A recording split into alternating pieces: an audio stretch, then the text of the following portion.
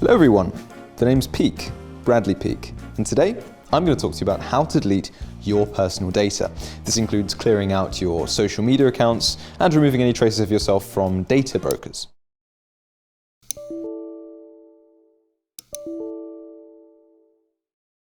We'll also be getting into a debate that has significant consequences for the online world. That is, the debate between American-style free speech and Europe's right to be forgotten. Are you ready to explore the online jungle with us? Q, get the Aston Martin.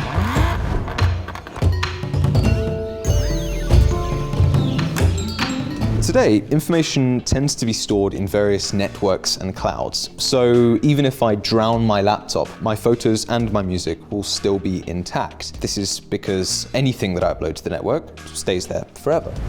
Forever. Forever. Forever.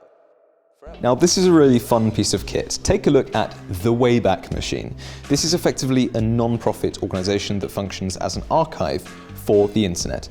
If you want to see what your favorite website looked like, say 10 or 15 years back, well, the Wayback Machine might be just for you. But a tool like this really isn't just for fun. For instance, digging into a website's past could actually provide valuable information for potential investors, for instance, on a company or a product. Now, at the same time, having access to the internet's past can actually have some pretty serious consequences for people's careers and reputations. One example of this is Adeline Lafouine, a woman who regularly posted suggestive photos of herself online. No big deal, right? Well, Adeline actually worked as a secretary in the Swiss Parliament, and one day her boss came across these old pictures accidentally, and a subsequent scandal ensued. And unfortunately, Adeline was actually forced to leave her job as a result. Of course, this case got massive attention from journalists and many denizens of the internet, so much so that Adeline was actually soon very much on her way to becoming a successful porn star, which I think she is today. Let's try an experiment. I'm actually now going to Google myself to see what I can actually find out about myself. Now, I'm going to be using incognito mode so that my previous searches don't actually affect the results. So for now, let's try my first and last name.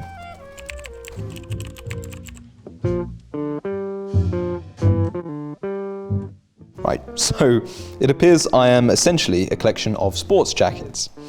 Let's try this again, but this time I'm going to remove the clothing manufacturer from the results. Now I can cross it out like this.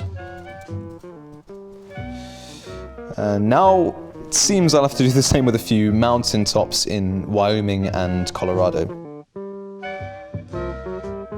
Shouldn't be a problem.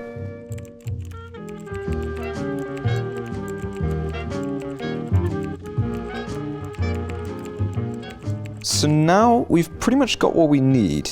I mean, here you can see my YouTube channel, a link to my private Instagram profile, my LinkedIn, and some other irrelevant stuff, of course. Now, since I haven't ever caught the attention of the media, you can find most of the information about myself on social networks, on Twitter, Facebook, LinkedIn, and the like. But let's take a look at how you can actually delete these social media accounts.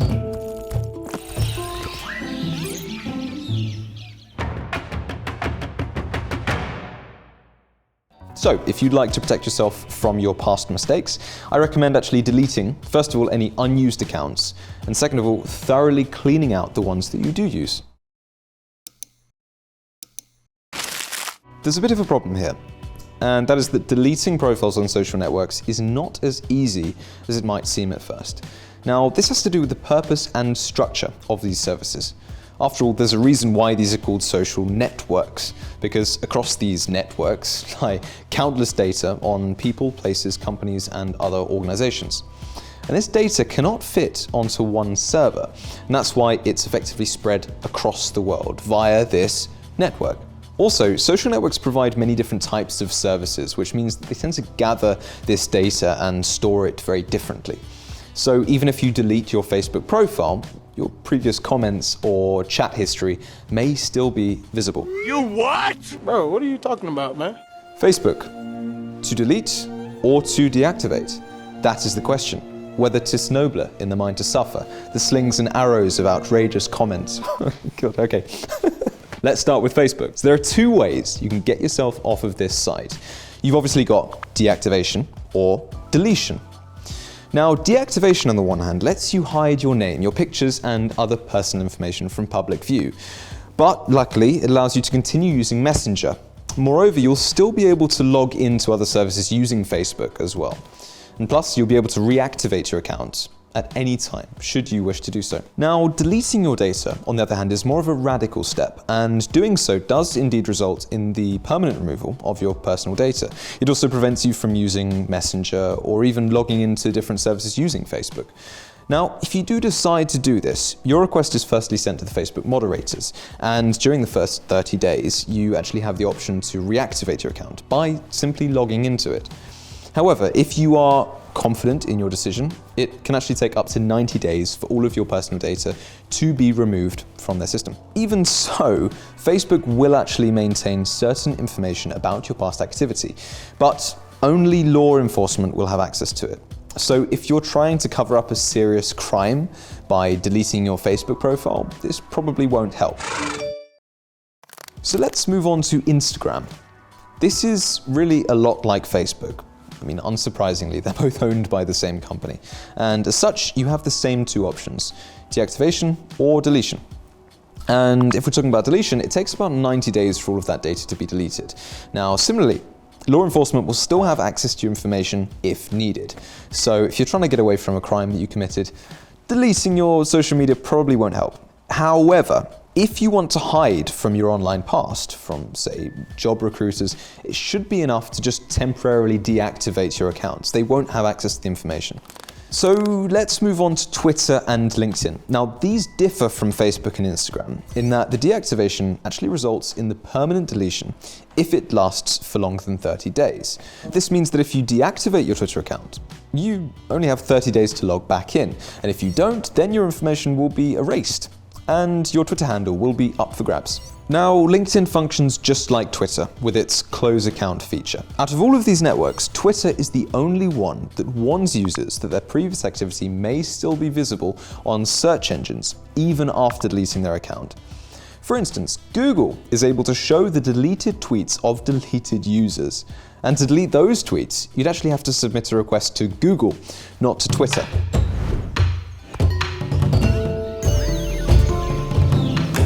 Now, when it comes to deleting information that was previously available online, there's really a raging debate. And this debate relates to the right to be forgotten. Now, the question here is whether a person can request that factual information about themselves be deleted from search engines. Now, America and Europe have very different answers to this very question.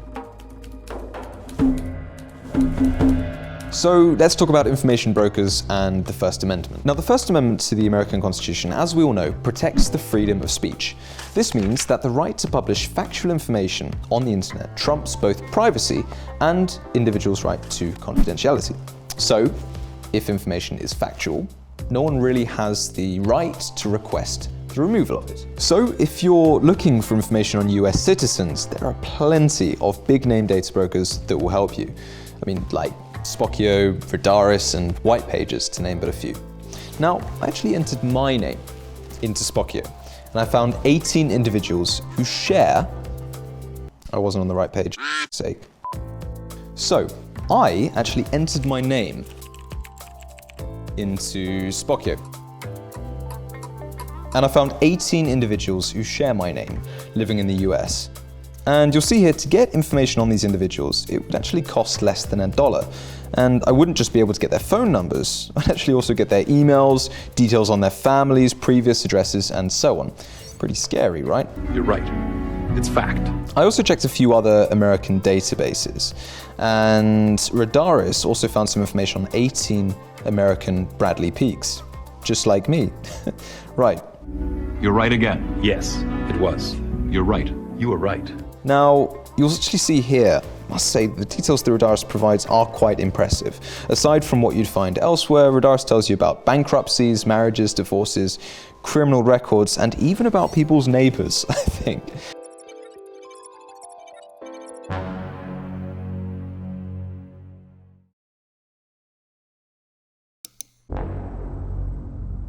Companies like this are called data brokers, right? Or DB for short.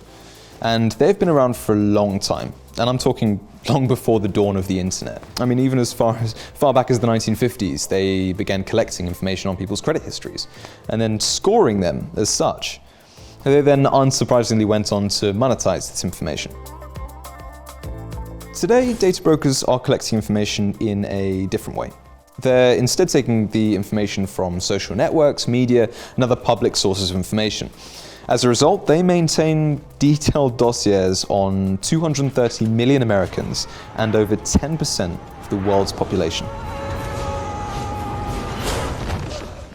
What is this data doing? Well, it's actually used for locating people, sociological and statistical research, marketing, I mean, even for targeted ads, as we all know, and much, much more.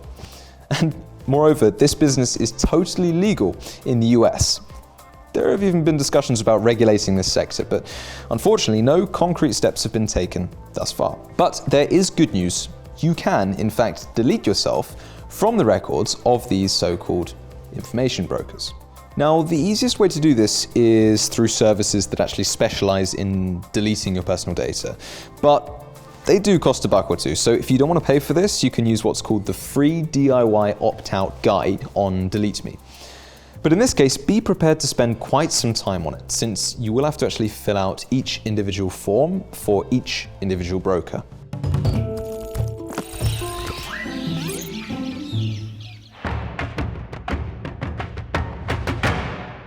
Now, in Europe, thankfully, personal data protection is much better.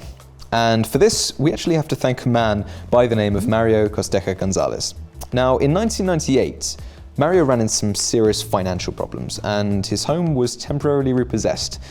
Now, a local newspaper published a 36-word article on the matter, and over a decade later, Mario actually filed to have the article removed from Google forever.